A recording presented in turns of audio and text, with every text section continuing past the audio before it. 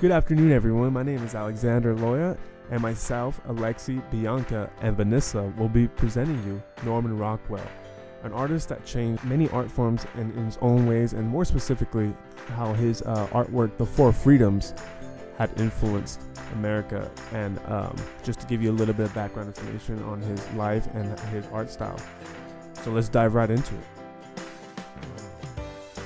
So looking a little bit into Norman Rockwell's biography, his life was a simple life. He was born in New York City, 1894.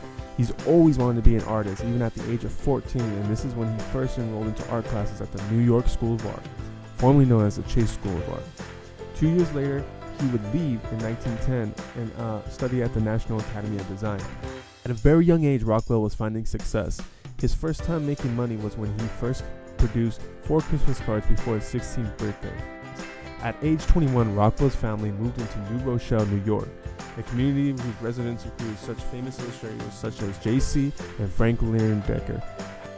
There in New York, Rockwell set up his studio with the cartoonist of Clyde Forstay and produced work for such magazines as Life, Literary Digest, and Country Gentleman. During the 1930s was considered the most fruitful time of his career.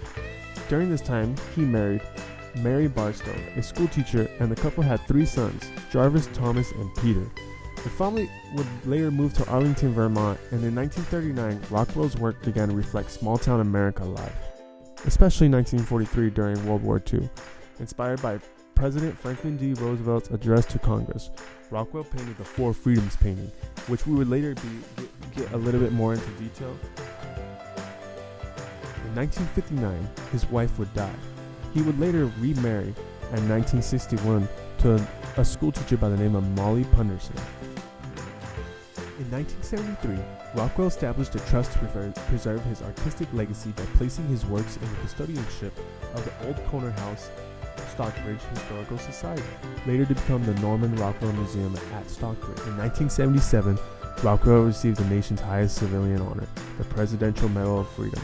He died peacefully at his home in Stockbridge on November 8, 1978, at the age of 84. Norman's process starts off with developing a series of sketches to figure out his composition. Then he hired individuals to dress up in costumes and hold props to get the perfect reference image for his illustrations. Before going with oil paint, he would do a rough sketch using charcoal. When it comes to Norman's painting style, he puts a lot of emphasis on facial expressions. To add depth to the skin, he has a combination of highlight and shadow tones to saturate the colors more. In this YouTube video, you can see them trying to replicate the same painting process as Norman's. Here's some background information on where Norman got his inspiration from.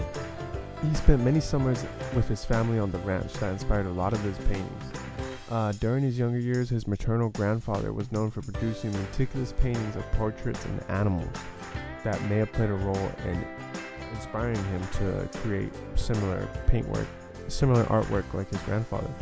Rockwell depicted all sorts of Americans going about their lives, daily travels, and simple pleasures. Rockwell tried to establish a liberal, socially conscious viewpoint into his illustrations, such as the Four Freedoms series, which was inspired by Franklin D. Roosevelt, that states after he stated the Union Address in 1941, where he spoke of his vision of a world based on 4 basic human freedoms. Rockwell wanted to do more for the war effort and wanted to illustrate Roosevelt's speech, and he realized he could base the 4 freedoms off his own experience after attending a town meeting in Vermont. Now, the Four Freedoms series, especially the Freedom from Want, makes this generation feel nostalgic and reminds us of hometown buffet, of course. Freedom of speech was one of the first images to be tweeted out of the war. The images take place at a town meeting in New England, with the main figure being a working class citizen. To add balance, a triangular composition is used to place the figures. Focus is added by keeping the backdrop one color to analyze the details when put into the figure in the center. Freedom of Worship is the second painting of the Four Freedoms series. Its figures are meant to represent people of different backgrounds in a moment of prayer. This theme can best be presented in the bottom 3 figures, where the young woman holding rosary beads is Catholic, the older woman in the middle is Protestant, and the man with his head covered and holding the book is Jewish. Rockwell's original draft of freedom of worship also shows people of different backgrounds, but instead they're waiting for their turn in a barbershop. The work's theme was intended to show religious tolerance, but Rockwell noticed himself over-exaggerating his figures, making them fit in with the racial stereotypes. He knew this draft wouldn't work, so he scrapped it and started over. Freedom from Want and Freedom from Fear are 2 of Rockwell's most celebrated pieces from the 4 Freedoms series. Both showed themes of being together with your family as well as material comforts. However, these 2 paintings depict dark undertones. For example, in Freedom from Fear, the ragdoll lying on the floor suggests the victim of a bombing published in the newspaper. And in Freedom from Want, none of the family members that are seated are paying attention to the grandparents or the turkey they are about to eat.